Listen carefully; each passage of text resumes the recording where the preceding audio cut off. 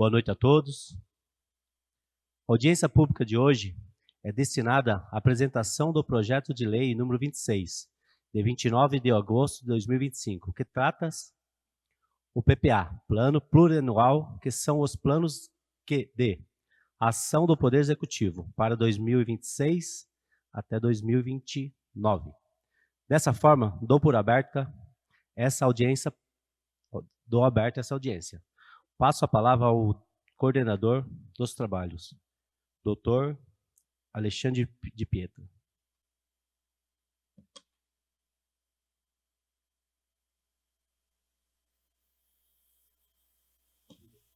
Boa noite a todos. Presidente, uma honra receber o seu convite para fazer a apresentação e uma breve explanação dos desafios que temos com este projeto de lei que trata do PPA para os próximos 4 anos. E para iniciar os trabalhos, nada melhor que apresentar o projeto de lei, projeto número 26, de 29 de agosto de 2025, de autoria do Poder Executivo. Vejam que é uma lei breve, ela tem pouquíssimos artigos, nós já estamos compartilhando a tela, perfeito. 9 artigos, sendo que o último é o de vigência. Então, conteúdo material, não compartilhou? Ah, perfeito. Vamos lá, compartilhar, não é isso, peraí. Melhor. Obrigado. Então, estamos dizendo que é um projeto de lei número 26, uma característica desse projeto é ter pouquíssimos artigos, ele cumpre uma finalidade constitucional de dizer, principalmente, quais são os programas e as ações governamentais que teremos em Santa Isabel nos próximos 4 anos. Esta é a principal finalidade deste projeto de lei. E são apenas 9 artigos, sendo que o último é o da vigência. Então, materialmente, temos apenas 8 artigos. Na prática, nós dizemos que é como se fosse um trem que tem a locomotiva e os seus vagões.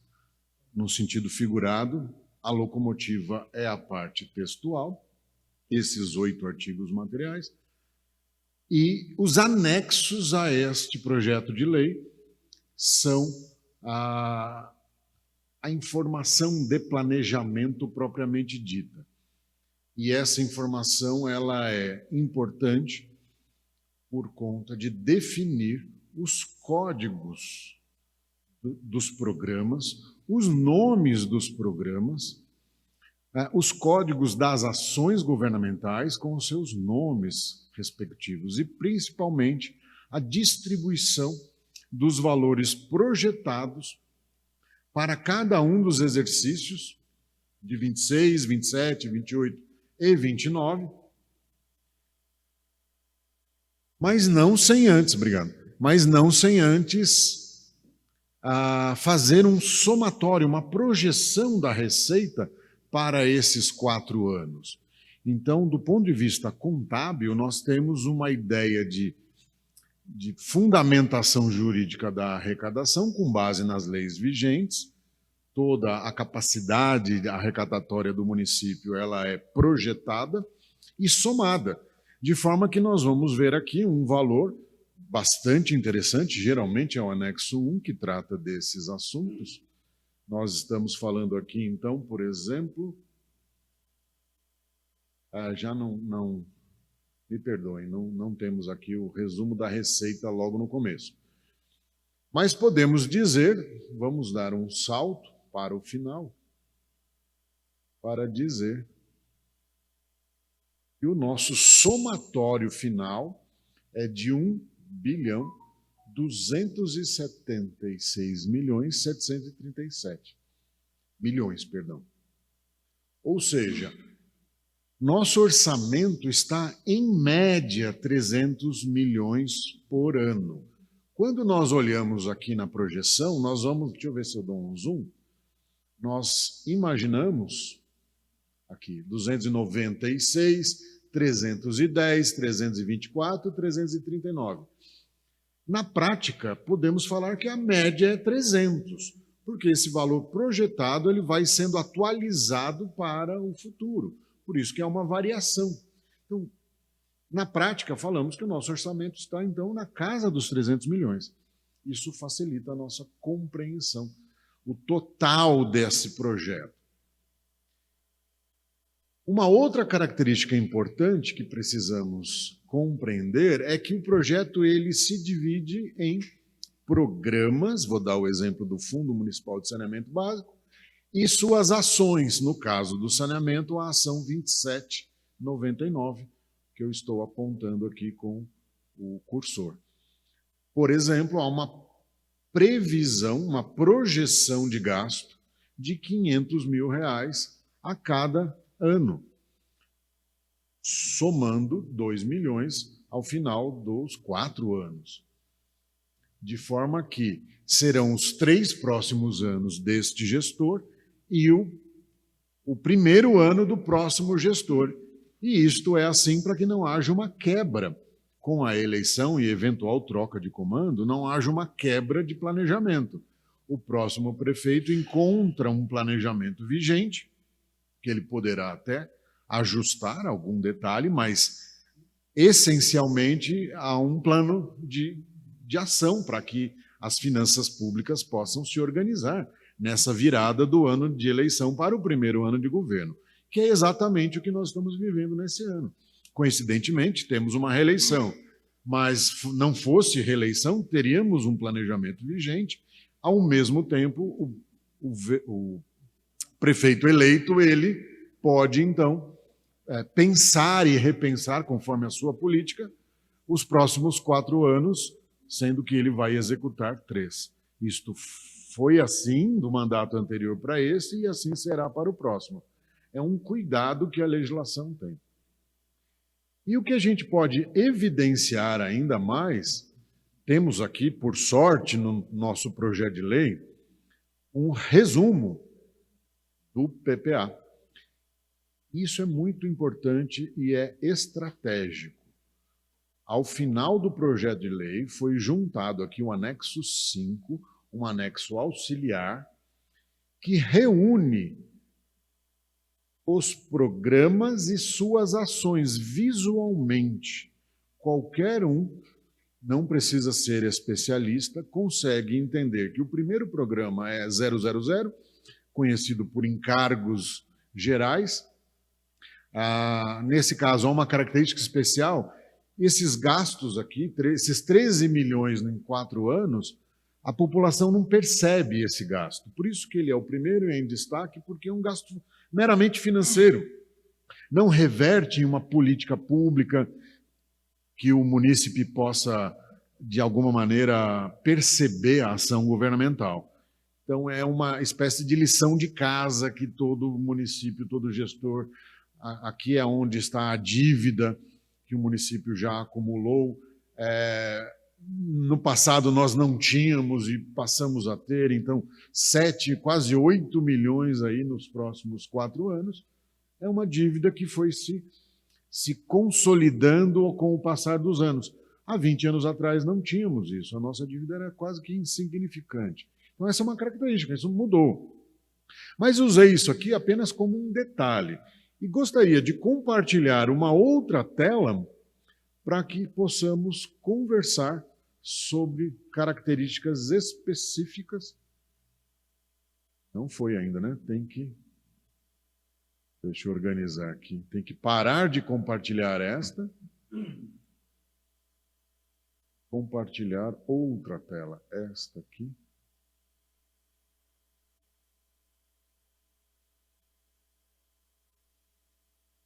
Besteira.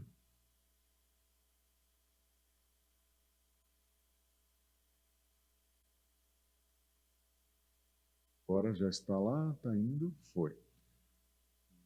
Ao mesmo tempo eu consigo projetar isso.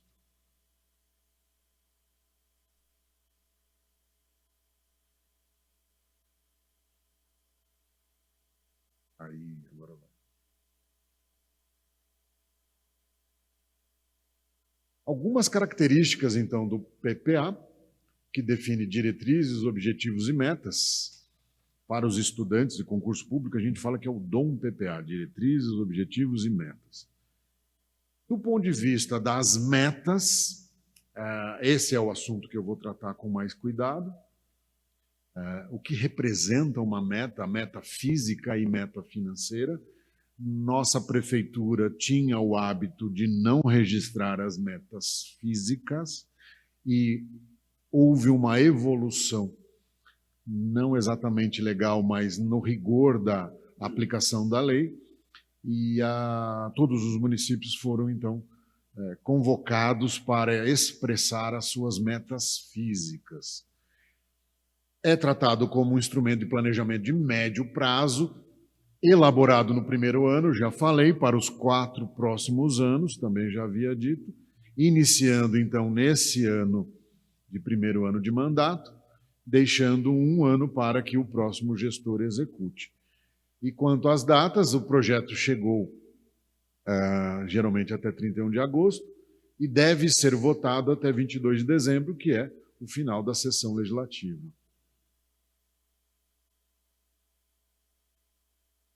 Essa imagem já usei na conversa anterior, só para que a gente possa se situar.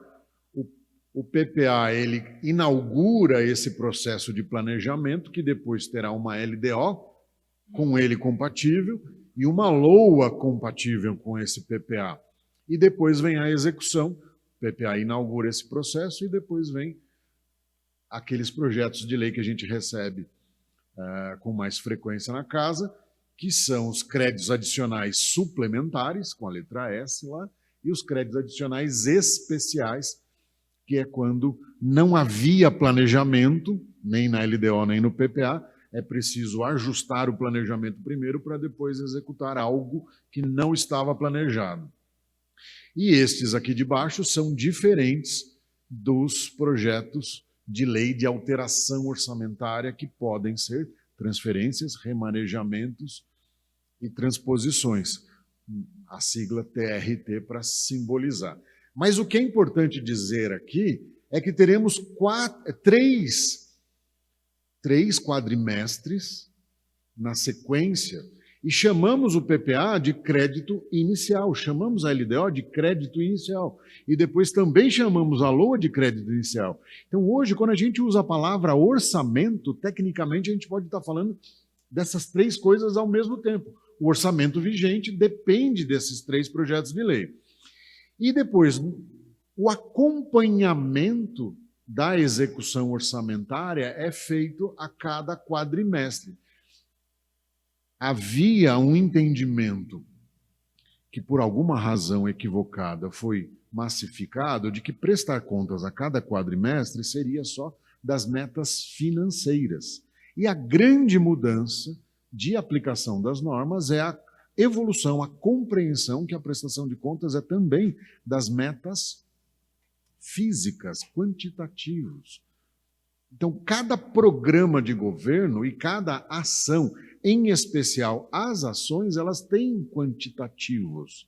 E esses quantitativos devem ser mensuráveis de forma que qualquer um do povo pudesse entendê-los. E muito mais nós aqui na Casa Legislativa fazer o acompanhamento mais próximo daquilo que é o gasto público. Por isso que temos aqui na sequência o primeiro quadrimestre, segundo quadrimestre e, por fim, a prestação de contas anual. Então, a Casa Legislativa ela só estará legitimada para recusar contas do Poder Executivo se ela fizer o acompanhamento. E o acompanhamento acontece em cada uma das prestações de contas intermediárias nos quadrimestres, sendo que o último se confunde com a própria prestação de contas final. Então, na verdade, os 2 primeiros quadrimestres, ou seja, no 4º mês e no 8º mês de governo, são como se fosse uma corrida. É uma parada nos boxes para ver a checagem. Para fazer essa checagem do andamento da execução, é nessa hora que se torna importante conhecer o indicador. Porque ao invés de ter que pegar documentos, abrir pastas, mexer com comprovantes de gasto público, nós temos um indicador que expressa esse gasto. E isso eu pretendo explicar resumidamente. É o assunto de hoje, né? Então, já falei, temos os créditos iniciais, os adicionais e as alterações orçamentárias. O Tribunal de Contas, desde 2019, também está exigindo que nesse planejamento exista a classificação das ODS, que são os Objetivos de Desenvolvimento Sustentável. Então, nós temos no cenário de governança pública a preocupação internacional estartada pela ONU de que todos os países que se engajassem nesta diretriz da ONU pudessem, a partir de então, fazer o seu planejamento refletir o que a gente chama de sustentabilidade. Então, existe uma missão aqui de que até 2030 todos os governos no mundo inteiro estejam cientes de que o seu gasto público impacta a sustentabilidade, e não é só a sustentabilidade do meio ambiente, também a sustentabilidade socioeconômica, a sustentabilidade das cidades, a sustentabilidade do clima, da vegetação, do trabalho, do emprego, enfim, é um projeto um tanto quanto maior, representado por essas cores. Cada cor fala de uma diretriz aqui. Então, a pobreza, combate à alimentação, a fome zero, a saúde, a educação, o 4, a igualdade de gênero, o 5, a questão da água e saneamento no 6º, a questão energética no 7º, a questão do trabalho e desenvolvimento econômico no 8º, a questão da indústria, o 9º, o 10º ODS é a redução de desigualdades. Então, olha que interessante. De um lado eu tenho igualdade de gênero, do outro lado eu tenho redução de desigualdades, e não é de gênero, é de todo tipo de desigualdade. As cidades e comunidades sustentáveis, o consumo responsável, a questão climática no 13, novamente a questão da água, então é o 14 e o 6, o 15 é a vida terrestre, o 16 é a paz e justiça, e o 17 é todo o congraçamento dos recursos necessários para fazer com que tudo isso aconteça, e o poder legislativo e cada município tem esse papel, principalmente de tornar viáveis certas políticas públicas. Por exemplo, a ocupação do solo. Ocupação do solo não vai haver um empenho numa ação, numa secretaria qualquer, em que haja um gasto público em relação a essa política pública de parcelamento de solo. Mas ela é discutida nessa casa, ela é inteligentemente criada e debatida o tempo todo, e ela impacta várias dessas ODS, mas não há um centavo de gasto do orçamento. Então, esse é um exemplo de política pública que a meta financeira dela é zero, porém ela impacta todas as outras. E certamente teremos gastos.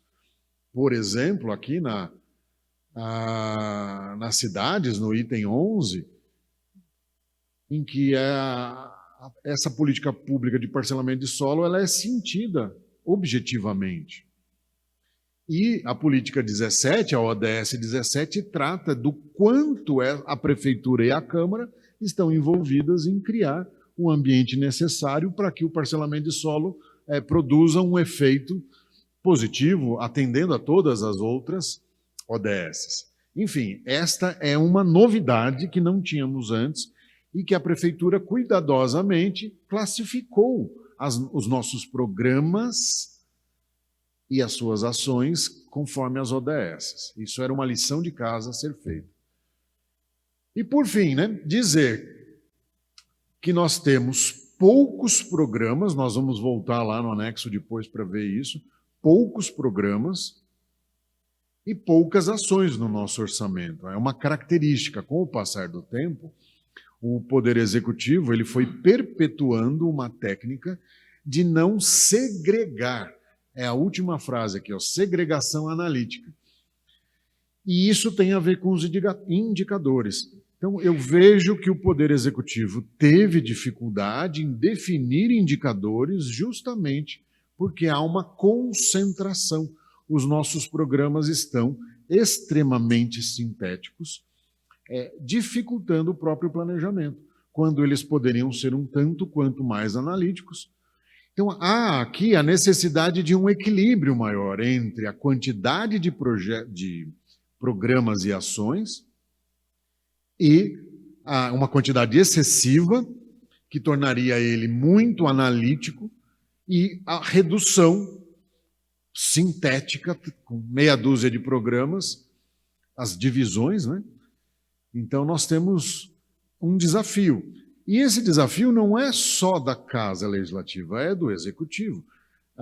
Eu tenho visto manifestações aí das câmaras municipais devolvendo o projeto de lei para o Executivo, causando, não digo um constrangimento, mas demonstrando claramente que a forma com que o projeto de lei foi estruturado pode ser melhor.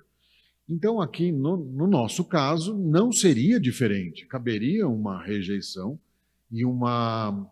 Mas, por tradição, a Câmara Municipal de Santa Isabel vem sempre contribuindo para que o Poder Executivo tome consciência das necessidades, e isso aconteceu de fato. Então, o projeto atual é melhor que o anterior, mas ele pode melhorar muito. Então, não seria, do meu ponto de vista, justo, de alguma forma, condenar todo o trabalho que já foi feito até então.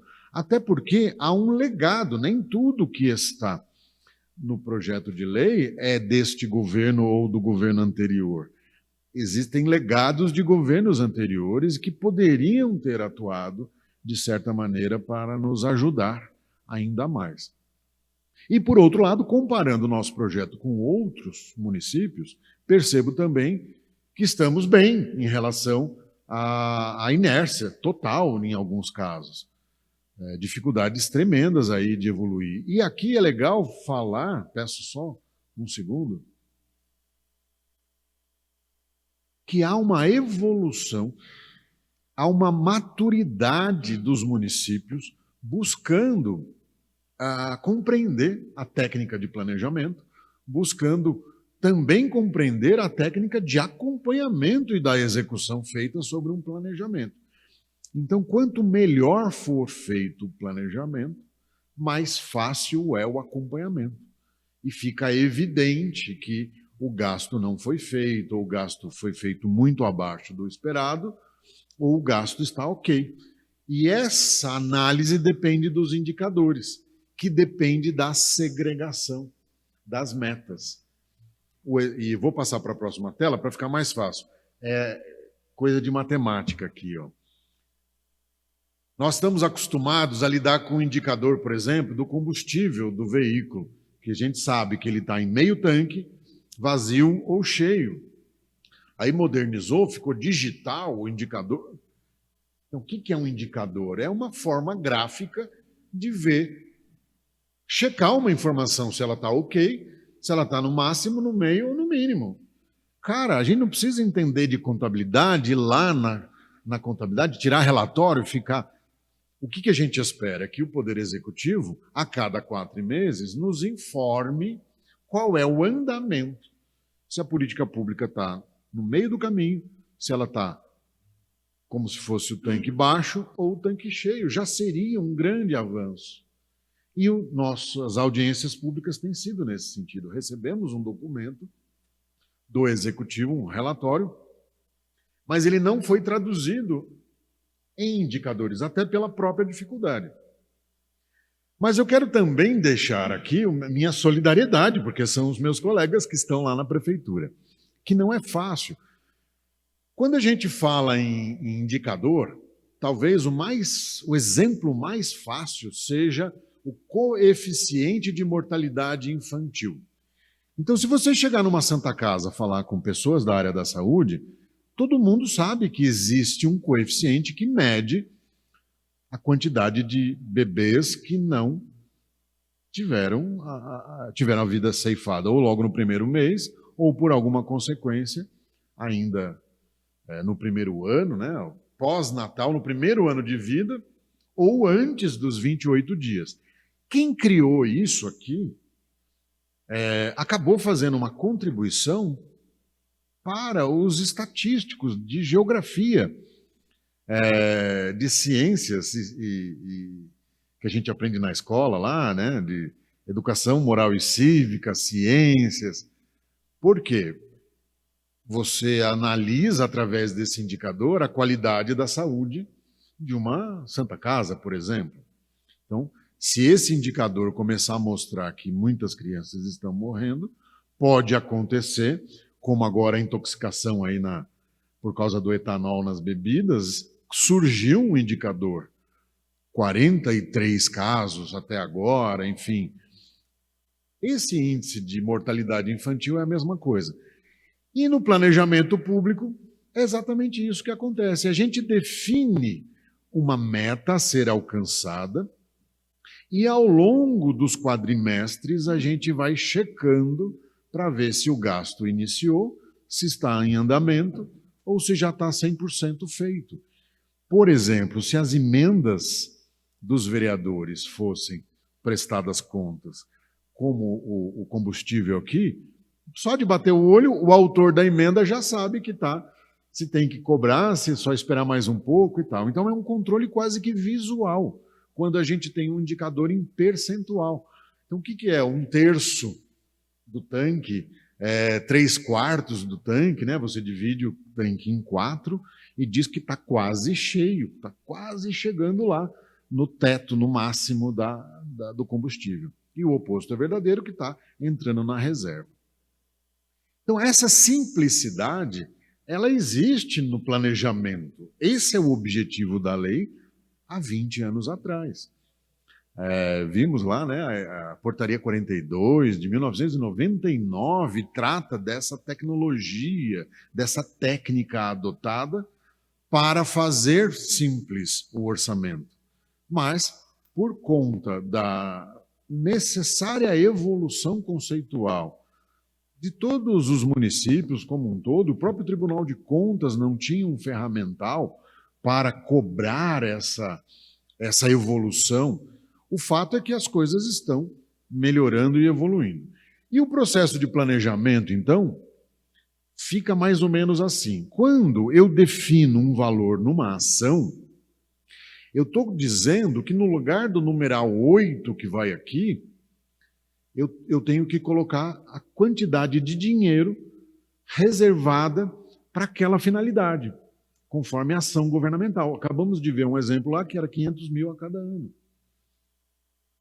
Então, é o lugar do 8, entra lá o 500. E em cima, se eu colocar um 500 também, como é uma divisão, 500 dividido por 500 dá 1, que no caso diz assim, 100% executado.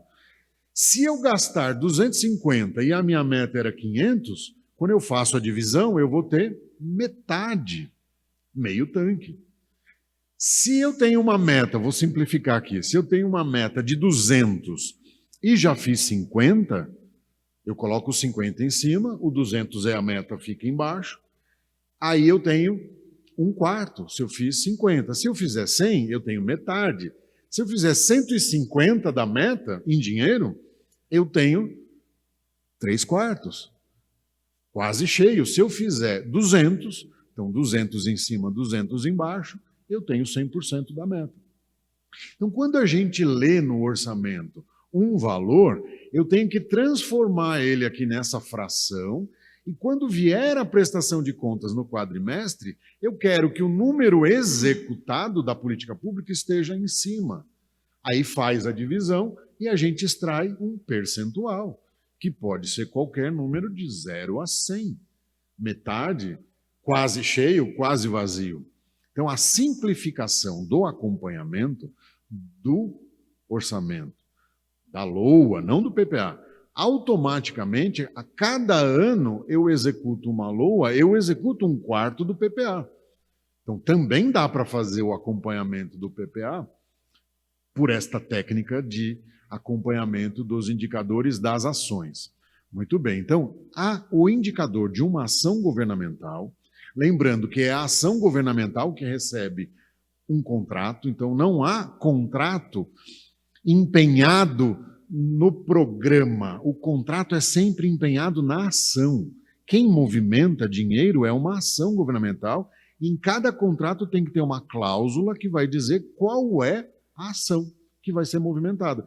De forma que é possível fazer uma engenharia reversa e analisar cada um dos contratos e montar o planejamento a partir da análise dos contratos. Então, eu venho do planejamento para os contratos, dos contratos para os empenhos e para a conta bancária, e da conta bancária eu vou para o empenho, do empenho eu vou para o processo licitatório, e do processo licitatório eu volto para o orçamento. Então, é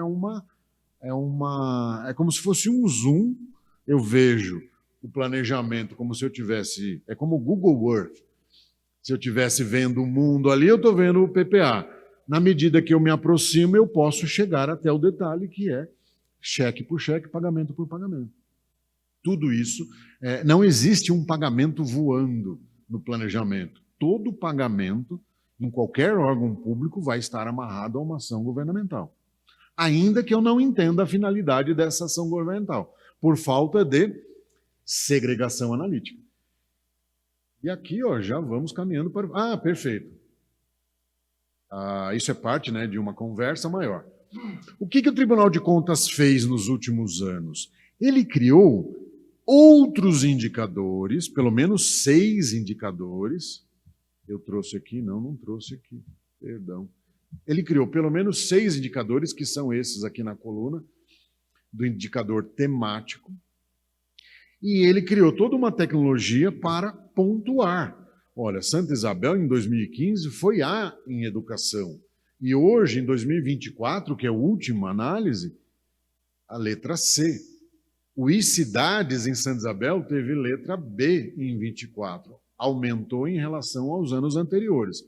Então, por aqui, nós fazemos uma análise de quase 10 anos e nós podemos avaliar que, no atual momento, nós estamos na letra mínima em tudo. O mínimo é C, não tem nota D. Ninguém é reprovado. Mas essa técnica espera que haja um viés positivo. Quando é o viés positivo, a letra C recebe um mais. E o Tribunal de Contas está mandando essa tabelinha aqui para a Casa Legislativa para que os vereadores acompanhem o planejamento, a análise fiscal, que é um pouco do que nós estamos fazendo hoje, é uma parte do que nós fazemos em audiência pública, que eu acabei falando dos 300 milhões em média, é começar a entender que o planejamento de Santa Isabel está nessa ordem de 300 milhões ao ano. Isso faz parte do indicador fiscal. E depois, cumprir as audiências públicas, analisar o relatório de gestão fiscal, faz parte do fiscal. Aí vem a educação e a saúde com uma atenção especial. Então, veja, a saúde teve uma boa nota no começo e depois foi caindo e oscilou e está na letra mínima. Por quê? Então, eu posso dizer que até a pandemia, a fórmula que era adotada no começo, que permitiu a nota B, nota B+, a nota A, era uma fórmula, o rigor do tribunal era menor. Aí houve uma mudança na técnica de fazer a análise e hoje tudo que é feito no questionário do IGM vem auditor do Tribunal de Contas para analisar a resposta que foi dada, para ver se ela é coerente. E muitas coisas são 1000 pontos. Então, todo município sai com 1000 pontos, e esses 1000 pontos são divididos entre essas 6 áreas. E aí começa a perder pontos quando não faz a governança, começa a perder pontos quando faz muito projeto de lei de alteração orçamentária, perde ponto. Então, todo prefeito hoje deve estar preocupado em acertar o passo e conseguir melhorar o seu indicador. E a notícia recente é que 3 municípios, pelo menos, tiveram contas rejeitadas por conta do indicador ter ficado estável, e não piorou, só ficou igual. E esse prefeito gastou muito com festas e eventos culturais, enfim. O Tribunal de Contas cruzou as informações e entendeu que deixou de melhorar, mas gastou o dinheiro que tinha com uma festa do peão, por exemplo. Então, esse tipo de indicador não tem nada a ver com os números que a gente vê lá no planejamento. Aqui, da mesma forma que para eu entender o coeficiente de mortalidade infantil, eu tenho que explicar a metodologia do indicador. E o tribunal fez isso. Eu tenho até um relatório que explica todo o indicador, o próprio Tribunal de Contas fez. Depois eu até compartilho. Agora, se eu estou criando um indicador no meu planejamento, como a prefeitura fez, a justificativa é a explicação, igualzinha a essa do caderninho aqui. O que está dividindo por quê e por qual razão estou dividindo tal coisa por tal número. Ou, pelo menos, por que eu estou colocando aqui no número 8 um número X, segregado ou não, analítico ou sintético. Essa seria a explicação necessária para que fizesse sentido a divisão dessa fração, para eu saber quando está no 100%, quando está no 50% ou qualquer outro número intermediário, é isso. Então é daqui que sai o indicador, é quando eu defino metas. Então eu vou voltar. Então, aliás, para fixar a ideia, criar indicadores é algo que demanda conhecimento, é algo que, se for indicador de economia, por exemplo, é dos economistas. Então, a inflação é um indicador, né? O IGM, IGP, todos os nossos indicadores que analisam as nossas finanças do país, né, de inflação e crescimento, são os economistas que trabalham os dados, criam uma regrinha dessa do caderninho, explica para o leitor e o leitor fala, agora entendi. Legal, o que quer dizer uma inflação de 50%? O que quer dizer uma inflação de 1%? Então, nós temos uma experiência social para entender o indicador. E no caso do orçamento público, não é diferente. Eu preciso explicar. Então, em cada programa, deveríamos ter uma explicação do que está no jogo. E não é bem isso que nós estamos vendo lá no projeto de lei. E agora eu vou voltar no projeto já com a vontade de fazer alguns exemplos e ir para o final, encerrar. Então, trata-se. Qual é a evolução esperada, vereadores? Eu falo em nome de todos, mas que, à medida em que nós sentimos necessidade de que uma informação esteja melhor detalhada para o acompanhamento pela Casa Legislativa e, consequentemente, pela população, que a gente trabalhe isso com o Executivo e, naturalmente, na medida em que houver oportunidade, é como pedir para parar o carro, querer descer do carro com o carro em movimento, né? Não vai dar certo. Então, quando tivermos um projeto de lei tratando desses assuntos, a gente pede para segregar uma informação específica. Ou fazemos emendas aqui na Casa Legislativa, temos autonomia para isso, para segregar analiticamente alguma informação que está sintética no orçamento. Então, esse processo ele é conjunto. O próprio Executivo poderá evoluir os indicadores separando. Essa semana eu tive a oportunidade de dar um exemplo. Se eu estiver falando de vacinação e falar da vacinação infantil, e eu coloco lá um numeral de 400 crianças serão vacinadas. O meu indicador, como eu sei que 400 significa vacinação infantil, essa é minha meta. Se na prestação de contas vier 200, eu sei que fez 50%. Agora, se na descrição do indicador eu colocar a palavra idoso junto, então aqueles 400 não são só crianças, são crianças e idosos. Então veja que a explicação na justificativa faz com que a gente entenda o indicador. Então, se tiver na vacinação somou a criança e o idoso, já não consigo mais saber qual é a quantidade de crianças ou qual é a quantidade de idosos. É um exemplo de necessidade de segregação para que o indicador possa expressar.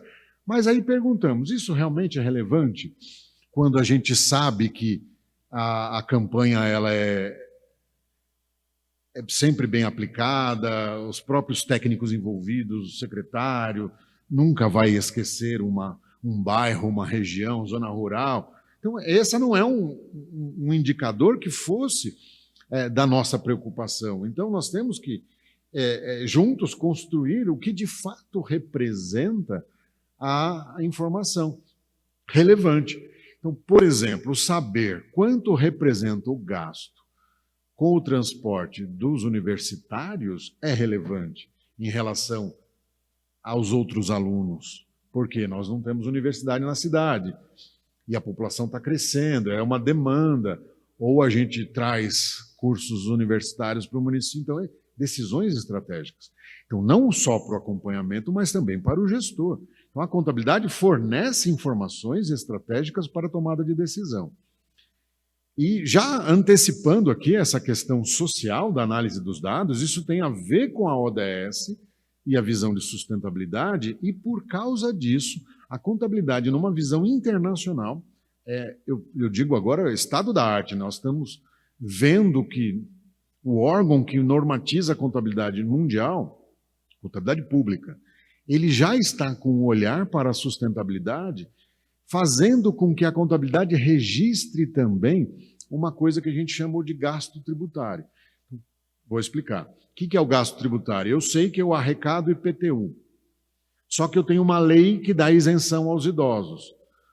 O gasto tributário é identificar os idosos quantitativamente, para dizer quem são, quanto representa no orçamento, e se eu fizer uma lei que aumenta essa isenção, eu tenho que saber o impacto social disso, porque todas as outras pessoas que pagam o imposto vão assumir aquele encargo da lei isentiva. Eu estou falando de uma isenção, mas eu poderia estar falando de um benefício fiscal, de uma cesta básica, de um auxílio atleta, enfim, todo tipo de gasto social, a contabilidade estará sendo chamada a registrar. Então, veja, não é uma novidade isso, né? Nós vamos ter que ter um olhar para a política pública e entender que a contabilidade ela não está registrando só o gasto financeiro, que foi até hoje foi e será a principal preocupação. Mas as outras informações das políticas públicas, por exemplo, juntar idosos com crianças, se isso for relevante, não poderíamos deixar acontecer. Então, por enquanto, isso não nos prejudica na análise, mas há exemplos, eu nem vou tocar nesses casos, por serem muitos, em que prejudica a análise. E aí a gente tem a dificuldade e a necessidade de chamar, pegar os documentos e analisar, porque o indicador não foi transparente, ele não deu a informação. Enfim, vamos voltar lá a compartilhar o projeto de lei e poder nos encaminhar já para o final.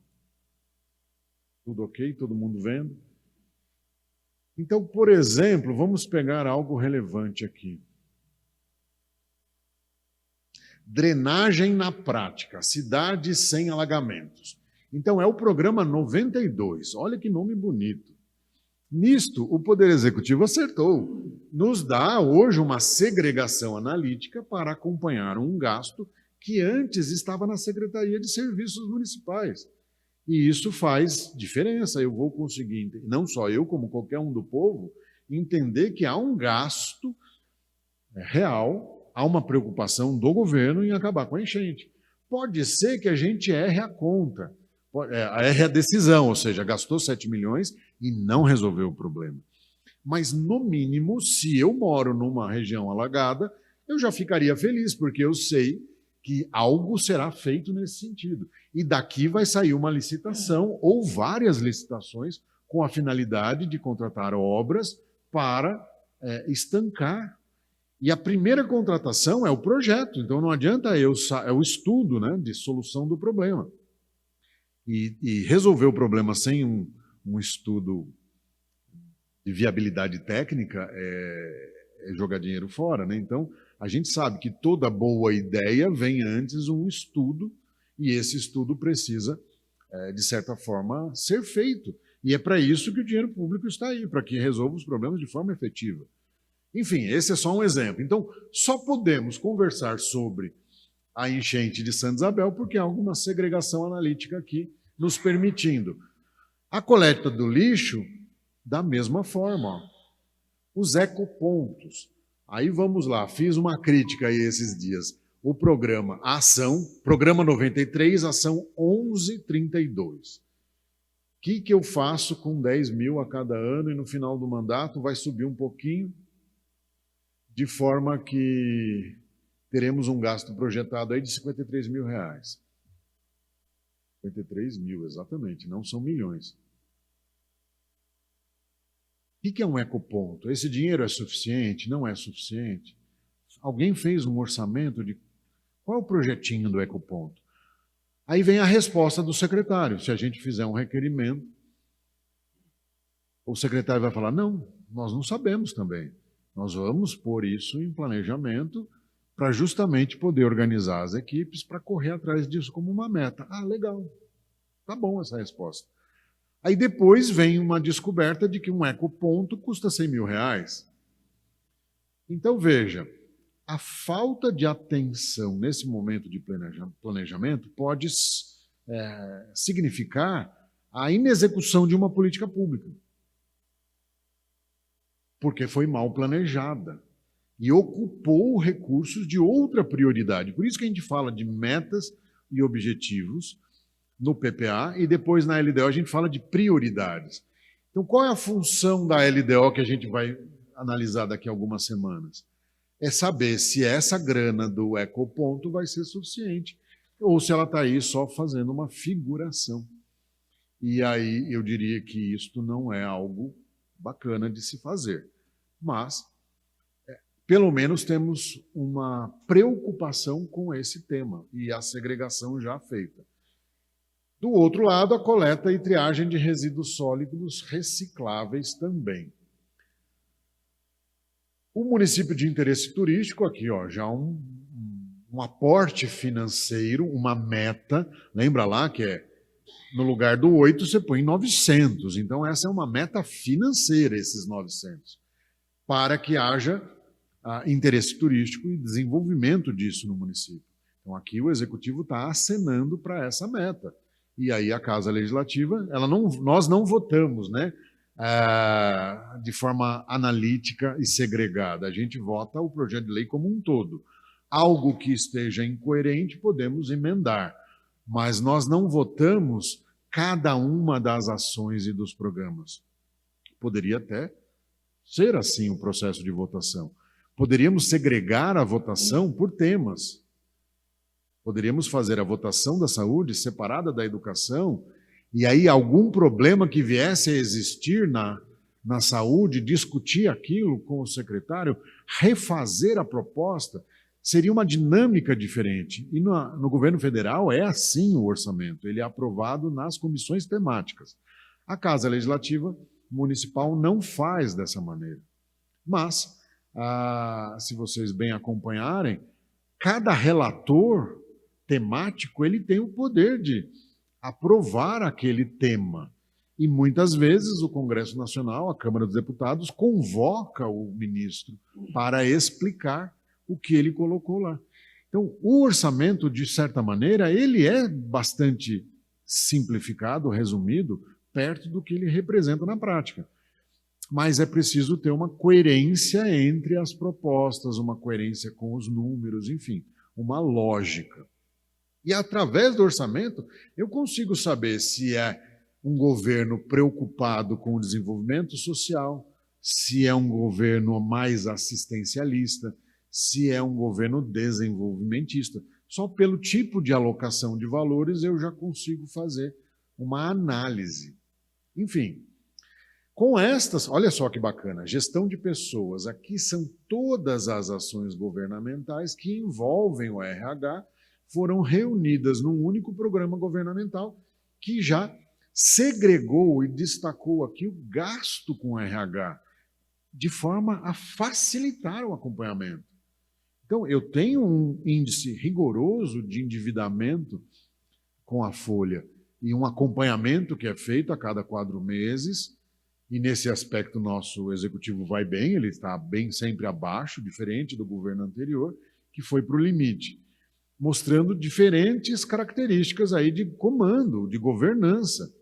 Se você fica no limite, você impede certos investimentos que poderão ocorrer em Santa Isabel nos próximos anos. E aqui vai um elogio. A gestão responsável de recursos é um planejamento financeiro aqui. Caminhos do aprender. Temos o programa 117, com importantes recursos aqui, todos eles da educação, que eu vejo aqui, que o número 12, lá na portaria 42 de 1999, ela que diz que o número 12 significa educação. E assim a gente vai fazendo a leitura, que hoje é possível. Então, por isso que eu posso dizer que melhorou o orçamento e hoje nós temos uma leitura possível.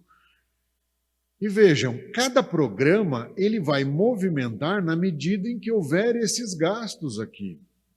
Aí sim o programa 117 será movimentado. E o indicador da ação governamental já é difícil, porque é um denominador. Então, o programa governamental, diferentemente da ação, ele tem um indicador subjetivo e não objetivo, porque ele é a soma dos outros indicadores.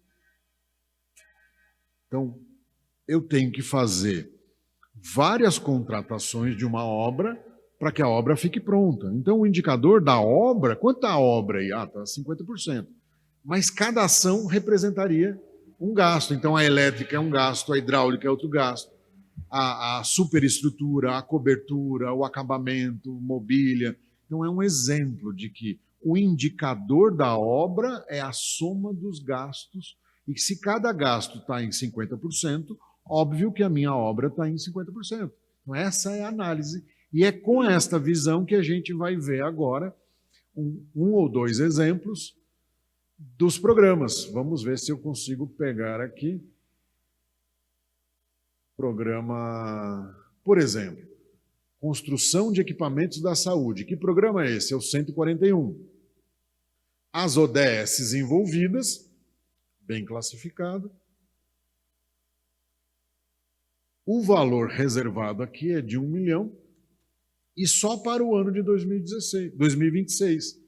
Então, aqui é um CAPES, a descrição do programa está me mostrando que é um CAPES e é um investimento, é um projeto. Então, é o programa 1131, perdão, é a ação 1131 do programa 141. A licitação vai ser feita no 1131, mas na medida que eu gastar os recursos aqui em 2026, em cada quadrimestre poderá vir 1/4, 50%, 3/4, 100%. Esse é a prestação de contas através de indicadores e não de um relatório numérico como foi feito da última vez.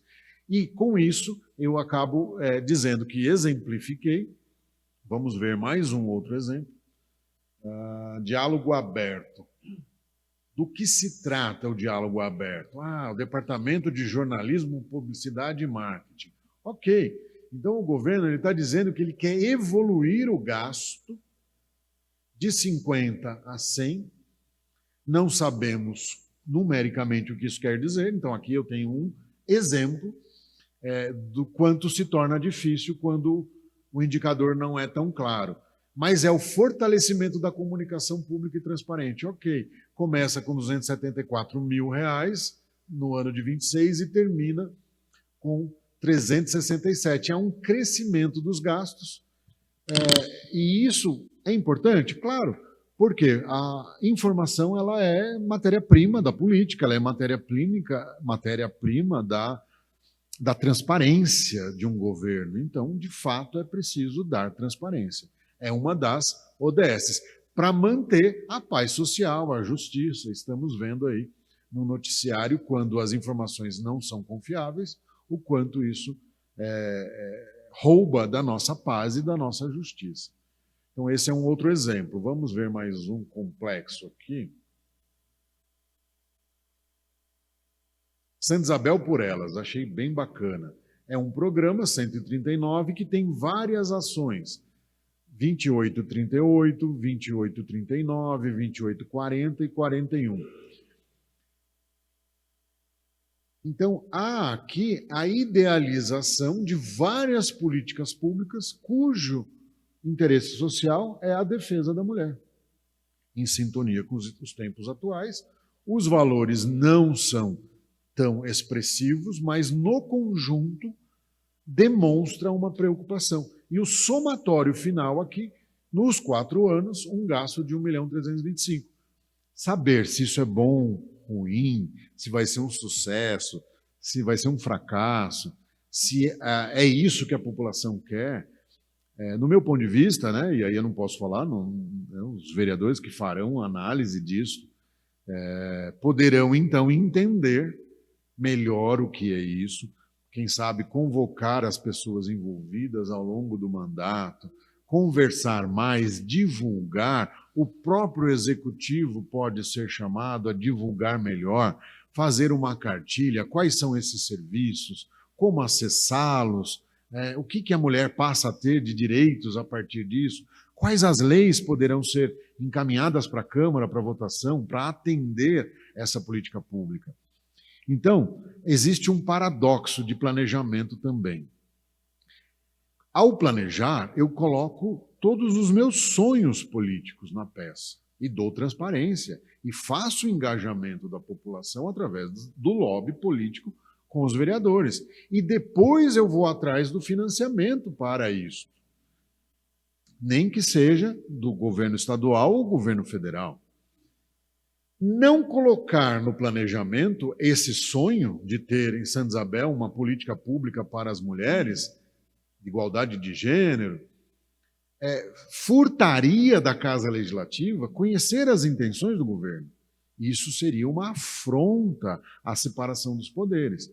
Então, a Casa Legislativa precisa entender que esta é uma meta do governo e o governo vai pôr empenho e esforços para alcançá-la, inclusive fazendo lobby para que as leis necessárias estejam e transparência com os valores apresentados. Então, é um conjunto. Quando o orçamento ele é segregado analiticamente, nós passamos a ter a oportunidade de conhecer mais e ter opinião. Pode haver um lobby contrário, pode haver opinião política diferente, mas nunca podemos esquecer que a iniciativa do projeto de lei é do Poder Executivo e a Casa Legislativa poderia até fazer um substituto de 100%.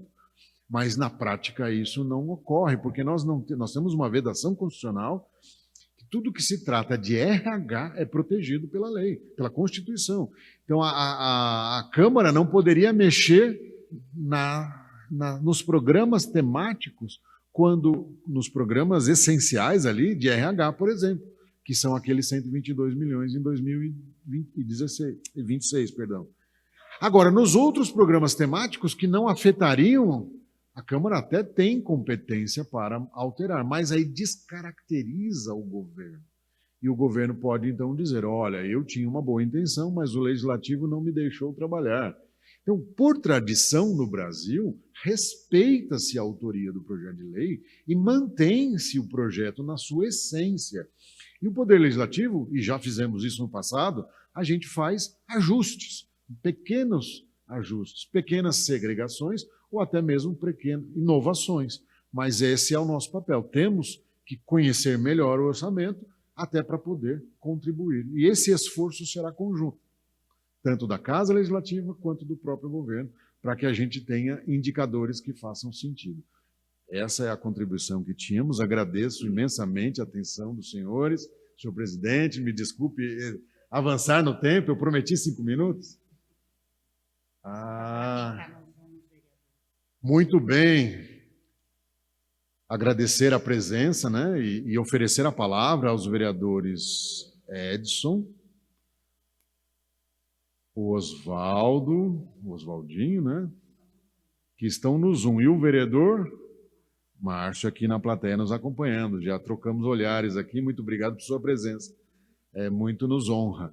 Então, o líder dessa conversa é a Comissão de Orçamento e Finanças, a Casa Legislativa, na pessoa do presidente, mas também a Comissão de Orçamento e Finanças. Todos os outros vereadores são convocados para assumirem questões temáticas. Então, se você tem um vereador que tem afinidades com engenharia, cara, esse vereador ele tem muito a contribuir.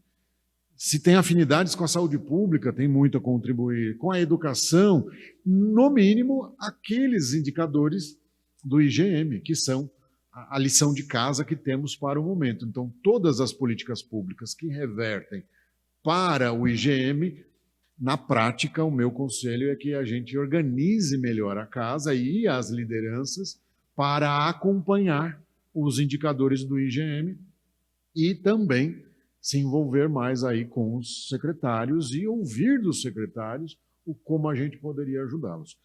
Enfim, vereador Edson, eu vou parar de compartilhar aqui, interromper. Bom, tudo bem. Pode prosseguir. Como é que é o comando aqui?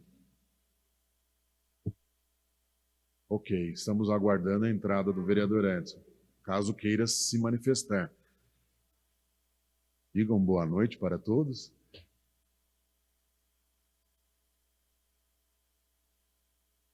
Boa noite. O entendimento foi bem explicado e está tudo ok, o Alexandre.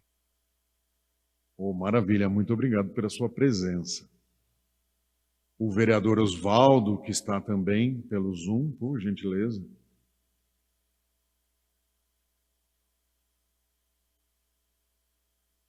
Tem o direito da palavra.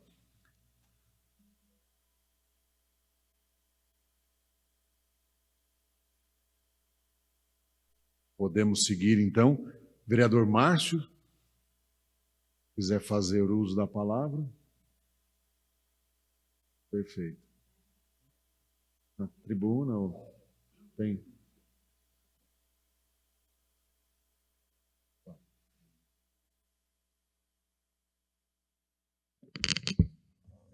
Parabéns, Alexandre, pelo seu conhecimento técnico, sua didática, né?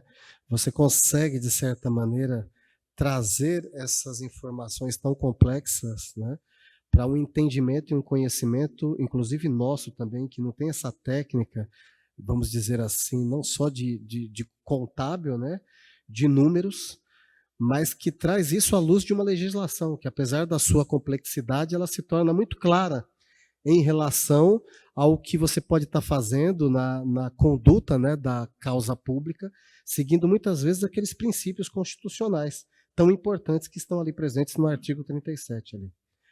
Parabéns mais uma vez. Tá? Muito obrigado por sua palavra. A ideia é justamente essa, traduzir todo esse conjunto de informações desafiadoras para o entendimento prático.